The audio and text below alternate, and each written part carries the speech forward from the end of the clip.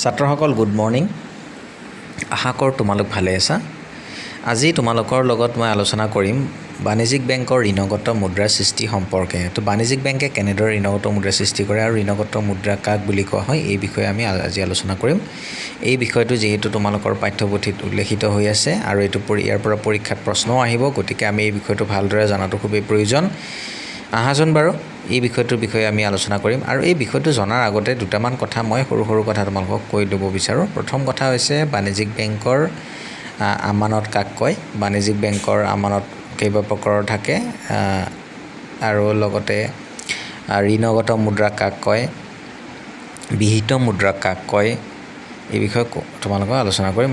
আৰু এটা বস্তু হ'ল, সেইটো হ'ল নগদ সংৰক্ষণ অনুপাত বা কেছ ৰিজাৰ্ভ ৰেচিঅ'।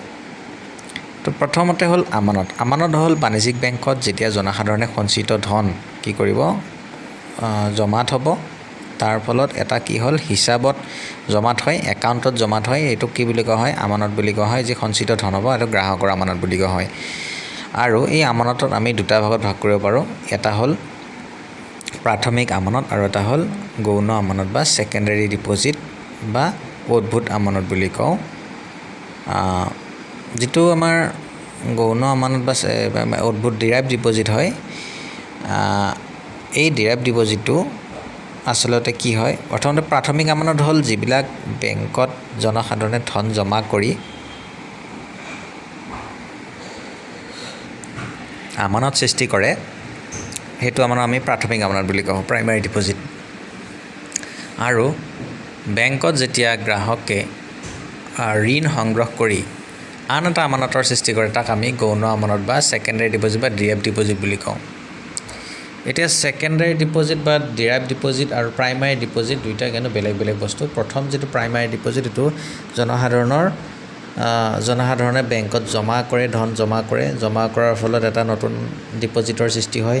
আনহাতে গৌণ ডিপ'জিট বা ডিৰাইভ ডিপ'জিটত জনসাধাৰণক কি কৰা হয়, ঋণ প্ৰদান কৰা হয়, বেংকে ঋণ প্ৰদান কৰে। ঋণটো সাধাৰণতে হাতে প্ৰদান নকৰি যিজন ব্যক্তিক ঋণ প্ৰদান কৰা হ'ব তেওঁৰ নামত এটা হিচাপ খুলি সেই হিচাপত ধন জমা কৰি দিয়া হয়। এই ধন জমা কৰি এনেদৰে ঋণ গ্ৰহীতাৰ হিচাপত যে ধন জমা কৰি যি এক নতুন হিচাপৰ সৃষ্টি কৰা হয় তাকে ডিৰাইভ ডিপ'জিট বুলি কোৱা হয়। অৰ্থাৎ ঋণ প্ৰদান কৰি উদ্ভূত আমানতৰ সৃষ্টি কৰা হয়। আৰু ইয়াকে আমি কি বুলি কওঁ, সাধাৰণতে ঋণগত মুদ্ৰা বুলি কোৱা হওঁ। ঋণ প্ৰদান কৰি নতুন আমানতৰ সৃষ্টি কৰি বা নতুন আমানতৰ জৰিয়তে হিচাপৰ জৰিয়তে ঋণ প্ৰদান কৰি জনসাধাৰণক ঋণ প্ৰদান কৰাকে আমি কি বুলি কওঁ, ঋণগত মুদ্ৰা বুলি কওঁ। এতিয়া এই দুইজন ব্যক্তি ঋণগত প্ৰাথমিক আমানত থকা এজন গ্ৰাহক, বেংকৰ গ্ৰাহক, লগতে ঋণগত মুদ্ৰা সৃষ্টি কৰা সেই উদ্ভূত আমানতৰ এজন গ্ৰাহক, ডিৰাইভ ডিপ'জিটৰ গ্ৰাহক, দুইজন গ্ৰাহকে কিন্তু কি কৰিব পাৰিব, দুইটা একাউণ্টৰ পৰা ধন সংগ্ৰহ কৰি কি কৰিব পাৰিব, বস্তু ক্ৰয় কৰিব পাৰিব। কিয়নো উদ্ভূত আমানতৰ গ্ৰাহকে ঋণ সংগ্ৰহ কৰি পেলাই বেংকৰ পৰা ঋণ সংগ্ৰহ কৰি বস্তু ক্ৰয় কৰাৰ দৰে হ'ল, আৰু প্ৰাথমিক আমানতৰ গ্ৰাহকে বেংকত যি জমা থৈছিলে সেই জমা থোৱা ধনৰ জৰিয়তে বস্তু ক্ৰয় কৰাৰ দৰে হ'ল। গতিকে দুইজন ব্যক্তিয়ে যিহেতু কি কৰিব পাৰিব, বস্তু ক্ৰয় কৰিব পাৰিব, তাৰ পৰা সেই ধন ব্যৱহাৰ কৰি, গতিকে তেওঁৰ হাতত কি থাকিব, দুইজন ব্যক্তিৰ হাততে পাৰ্চেজিং পাৱাৰ থাকিব, ক্ৰয় কৰিব পৰা ক্ষমতা থাকিব। এতিয়া এই যে ক্ৰয় কৰিব পৰা ক্ষমতা দুইজনৰ হাতত আহিল, এজনৰ হাতত ধন জমা কৰাৰ ফলত ক্ৰয় কৰিব পৰা ক্ষমতা আহিল, আৰু এজনৰ হাতত ঋণ সংগ্ৰহ কৰাৰ ফলত, বেংকৰ পৰা ঋণ সংগ্ৰহ কৰাৰ ফলত কি হ'ল, ক্ৰয় কৰিব পৰা ক্ষমতা আহিল।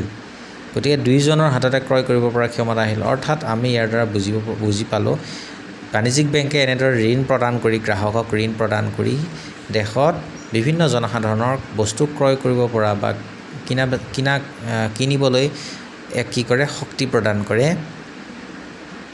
ইয়াৰ জৰিয়তে কি হয়, দেশত টকাৰ প্ৰয়োভৰ বাঢ়ে, দেশত টকাৰ পৰিমাণ বাঢ়ে। যদি বাণিজ্যিক বেংকে ঋণ প্ৰদান নকৰিলেহেঁতেন তেনেহ'লে সীমিত সংখ্যক ব্যক্তিয়েহে কি কৰিব পাৰিলেহেঁতেন, বস্তু ক্ৰয় কৰিব পাৰিলেহেঁতেন। কিন্তু ঋণ প্ৰদান কৰাৰ ফলত কি হৈছে, যথেষ্ট সংখ্যক মানুহে বস্তু ক্ৰয় কৰিব পৰা হ'ল। ইয়াৰ ফলত কি হ'ল, দেশৰ অৰ্থনীতিত কি হ'ল, এক বিৰূপ প্ৰভাৱৰ সৃষ্টি কৰিলে। যথেষ্ট সংখ্যক ব্যক্তিয়ে বস্তু ক্ৰয় কৰিব পৰা যিটো শক্তি সেই শক্তি সংগ্ৰহ কৰাৰ দৰে হ'ল। গতিকে সেইকাৰণে বাণিজ্যিক বেংকে যি ঋণগত মুদ্ৰা সৃষ্টি কৰে, ঋণগত মুদ্ৰা সৃষ্টি কৰাই নহয়, ই জনসাধাৰণৰ কি কৰে, ক্ৰয় কৰিব পৰা ক্ষমতাও বঢ়ায়। ইয়াক অতি গুৰুত্বপূৰ্ণ আৰু অতি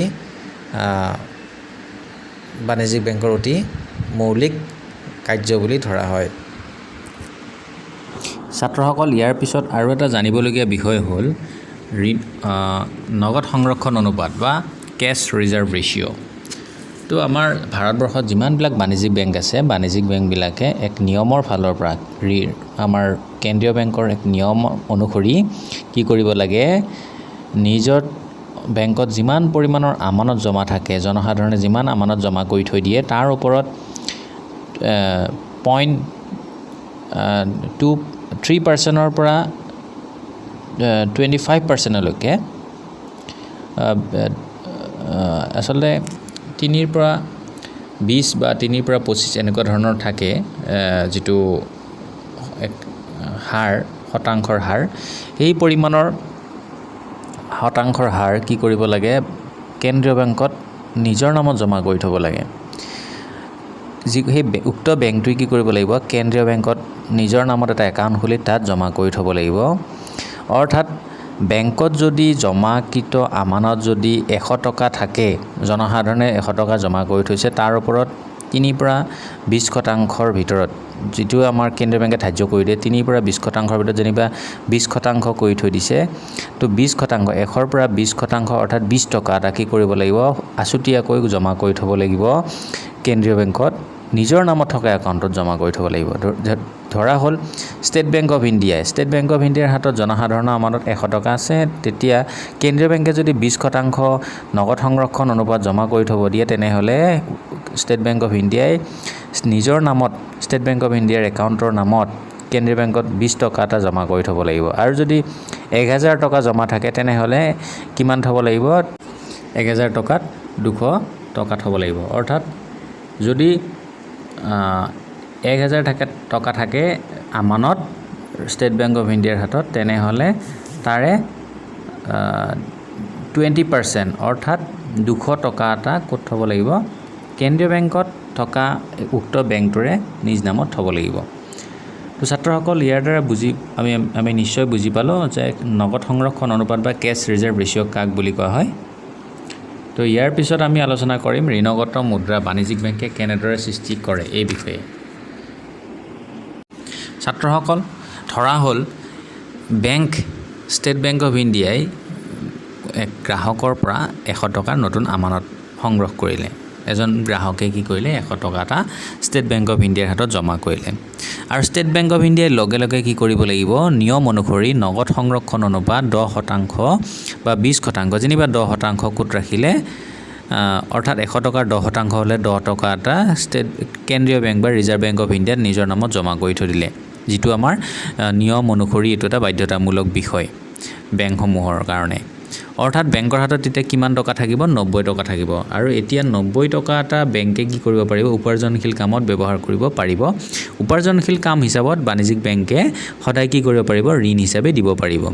গতিকে 100 টকাৰ পৰা বাণিজ্যিক বেংকে 90 টকা এটা ঋণ প্ৰদান কৰি মানে অতিৰিক্তভাৱে আৰু কি কৰিলে, 90 টকাৰ ঋণগত মুদ্ৰা সৃষ্টি কৰিলে। কাৰণ ঋণ প্ৰদান কৰাৰ লগে লগে সেইটো এটা কি হ'ল, যিজন ব্যক্তিক ঋণ প্ৰদান কৰিব তেওঁৰ নামত হিচাপত জমা কৰি সেই 90 টকাটো জমা কৰি পেলাই কি কৰিব, এটা নতুন আমানতৰ সৃষ্টি কৰিব, যাক আমি কি বুলি ক'ম, অদ্ভুত আমানত বুলি ক'ম। এতিয়া বেংকৰ হাতত সৰ্বমুঠ 2টা আমানতৰ সৃষ্টি হ'ল, এটা হ'ল 100 টকাৰ আমানত, প্ৰাথমিক আমানত, আৰু এটা 90 টকাৰ এটা কি হ'ল, অদ্ভুত আমানত সৃষ্টি হ'ল। টোটেল আমানতৰ পৰিমাণ কিমান হ'ল, 190 টকা। এনেদৰে বেংকৰ সেই উক্ত বেংকৰ হাতত কিমান টকা এতিয়ালৈকে বাঢ়ি গ'ল, সংখ্যা কিমান বাঢ়ি গ'ল, 190 টকা।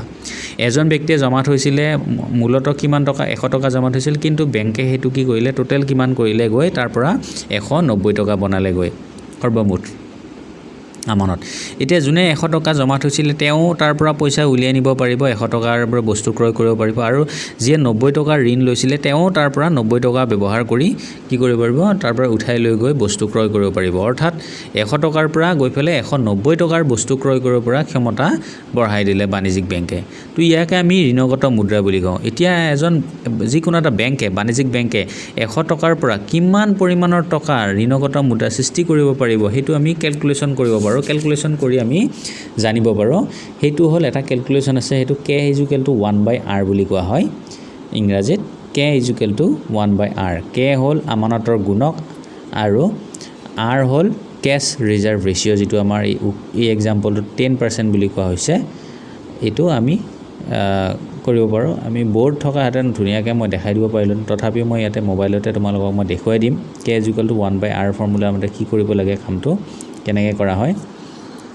ছাত্ৰসকল চোৱাচোন স্ক্ৰিনত k = 1/r ফৰ্মুলাটো k হল ডিপোজিট মাল্টিপ্লায়াৰ অৰ্থাৎ আমানতৰ গুণক বুলি কোৱা হ'ব আৰু r হল ক্যাশ ৰিজাৰ্ভ ৰেশিও নগদ সংৰক্ষণ অনুপাত এতিয়া ইয়াতে এক্সাম্পলটো চোৱা তোমালোকে k = 1/r আৰু k ইয়াতে আমানতৰ গুণক নগদ সংৰক্ষণ ধৰা হল আমাৰ বেংকৰ আমানত আছিল 10 টকা বেংকে r অৰ্থাৎ 10% নগদ সংৰক্ষণ অনুপাত যেটো আমাৰ ৰিজাৰ্ভ বেংক অফ ইণ্ডিয়াত জমা থব লাগে RBI হেতু হল 10 টকা 10% 100 টকাৰ 10% হল 10 টকা ৰিজাৰ্ভ বেংকত জমা থব লাগিব এটো তাকে আমি কি বুলি কম r অৰ্থাৎ ৰিজাৰ্ভ ক্যাশ ৰিজাৰ্ভ ৰেশিও বুলি কম এটা বেংকে 90 টকা এটো 10 টকাটো কাটি ফেলে 100 টকা 10 টকা কাটি 90 টকা আমি কি কৰিব পাৰিব বেংকে ঋণ প্ৰদান কৰিব পাৰিব আৰু ইয়াৰ পৰা 90 টকা ঋণ প্ৰদান কৰি আকৌ বেংকে কি কৰিব পাৰিব আমানতৰ সৃষ্টি কৰিব পাৰিব এনেদৰে আমানত কি কৰিও সৃষ্টি কৰি বেংকে কন্টিনিউয়াছলি বেংকে আমানতৰ সৃষ্টি কৰিলে ইয়াৰ পিছত যিজন মানুহক ঋণ দিয়া হল অদ্ভুত আমানতৰ জৰিয়তে সেইজন মানুহে যদি পুনৰ তাৰ পৰা এখন চেক লিখি ফেলে কি কৰিলে এজন নিৰ্দিষ্ট ব্যক্তি এজনক কি কৰিলে চেকৰ জৰিয়তে পৰিশোধ কৰিলে বা ধনটো পৰিশোধ কৰিলে 90 টকা জমা আছিলে তাৰ ওপৰত চেক এখন লিখি দিলে যেনিবা 90 টকাৰ চেক এখন লিখি দিলে তো 90 টকাৰ চেক যিজন ব্যক্তিৰ নামত লিখা হ'ব তেওঁ আকৌ কি কৰিব এই চেকখন পুনৰ হেইটো বেংকতে জমা দিব দিয়াৰ ফলত সেই বেংকত আকৌ পুনৰ 90 টকা এটা নতুন আমানতৰ সৃষ্টি হ'ব অৰ্থাৎ জমা দিয়া মানে তেওঁ সঞ্চয় কৰিব কোনোজন ব্যক্তিয়ে সঞ্চয় কৰাৰ লগে লগে তাত আকৌ পুনৰ 90 টকাৰ প্ৰাথমিক আমানতৰ সৃষ্টি হ'ব আৰু এই 90 টকাৰ প্ৰাথমিক আমানতৰ পৰা পুনৰ বেংকে 10% কাটি 10% 90 টকাৰ 9% অৰ্থাৎ তোমাৰ 9 টকা বেংকত কি কৰিব ৰিজাৰ্ভ বেংকত জমা থব জমা থোৱাৰ 9 টকা জমা থোৱাৰ লগে লগে বেংকৰ হাতত কিমান থাকিব 81 টকা 81 টকাটো কি কৰিব পাৰিব পুনৰ বেংকত বেংকে ঋণ দিব পাৰিব এনেদৰে কি হৈ থাকে যি পৰিমাণৰ ঋণ দিব তাৰ ওপৰত আকৌ চেকৰ জৰিয়তে কি কৰিব পৰিশোধ কৰিব চেকখন আকৌ পুনৰ বেংকত জমা দিব জমা দিয়াৰ লগে লগে হেতু এটা নতুন আমানতৰ সৃষ্টি হ'ব আকৌ নতুন আমানতৰ পৰা কিছু অংশ বেংকে ক্যাশ ৰিজাৰ্ভ ৰেশিও 10% অৰ্থাৎ 10% ৰিজাৰ্ভ বেংক অফ ইণ্ডিয়াত জমা থৈ পুনৰ আকৌ ঋণ দিব এনেদৰে ঋণ দিওতে কন্টিনিউয়াছলি এটা নিৰ্দিষ্ট পৰিমাণলৈকে সীমালৈকে ঋণ দি থাকিব পাৰিব আৰু এনে ঋণ দিওতে কিমান পৰিমাণৰ ঋণগত মুদ্ৰা সৃষ্টি হ'ব হেতু আমি k = 1/r ফৰ্মুলাত আমি উলাব পাৰিম যেটো নেকি আমাৰ প্ৰথমবাৰৰ বাবে যেটো ঋণগত মুদ্ৰা সৃষ্টি হ'ল যেটো 90 টকা এই এক্সাম্পল হে 90 টকাৰ লগত ডিপোজিট মাল্টিপ্লায়াৰ অৰ্থাৎ ইয়াতে ডিপোজিট মাল্টিপ্লায়াৰ তোমালোকে দেখিছা 10 টকা এটা ডিপোজিট মাল্টিপ্লায়াৰ আছে 10 টকাৰ লগত 90 টকাটো পূৰণ কৰাৰ লগে লগে আমি গম পাম টোটেল ঋণগত মুদ্ৰা কিমান হ'ব 900 টকা অৰ্থাৎ 1000 টকা 100 টকা এটা জমা কৰি এজন ব্যক্তিয়ে প্ৰথমবাৰৰ বাবে 100 টকা এটা বেংকটোত উক্ত বেংকত জমা কৰি তাৰ পৰা টোটেল আমাৰ দেশত আমাৰ বেংকৰ সেই অনুষ্ঠান বেংকটোত কিমান পৰিমাণৰ আমানতৰ সৃষ্টি হ'ল টোটেল 900 টকাৰ আমানতৰ সৃষ্টি হ'ল অৰ্থাৎ ঋণগত মুদ্ৰাৰ সৃষ্টি হ'ল তো এনেদৰে আমি গম পাওঁ যে বাণিজ্যিক বেংকসমূহে কেনেদৰে ঋণগত মুদ্ৰা বা কিমান পৰিমাণৰ ঋণগত মুদ্ৰা সৃষ্টি কৰিব ইয়াতে এক্সাম্পলটোত আমি এটা কথা ধৰি লৈছো যিমান পৰিমাণৰ ইয়াতে গ্ৰাহক থাকিব সকলোবিলাক গ্ৰাহক উক্ত বেংকটোৰে হ'ব লাগিব আৰু যিয়ে জমা কৰিব ধন জমা কৰিব বা চেক লিখি দিব সেই উক্ত বেংকটোৰে গ্ৰাহককে দিব লাগিব আৰু গ্ৰাহকসকলে বেছিকৈ চেকৰহে লেনদেন কৰিব লাগিব এইখিনি কথা আমি যদি ধৰি লওঁ এইখিনি কন্ডিশন কেটা যদি ঠিকে থাকে তেনেহলে আমি এক্সাম্পলটোত k = 1/r ফৰ্মুলা মতে যি 900 টকাৰ ঋণগত মুদ্ৰা সৃষ্টি কৰিব পাৰিব 100 টকাৰ পৰা সেই কথাটো আমি সেই সমানে আমি প্ৰেক্টিক্যালি আমি পাম ধৰিব পাৰিম ছাত্ৰসকল তোমালোকৰ এইখিনি আলোচনা কৰি মই আজি ক্লাছটো ইমানতে সমাপ্ত কৰিছোঁ। ধন্যবাদ।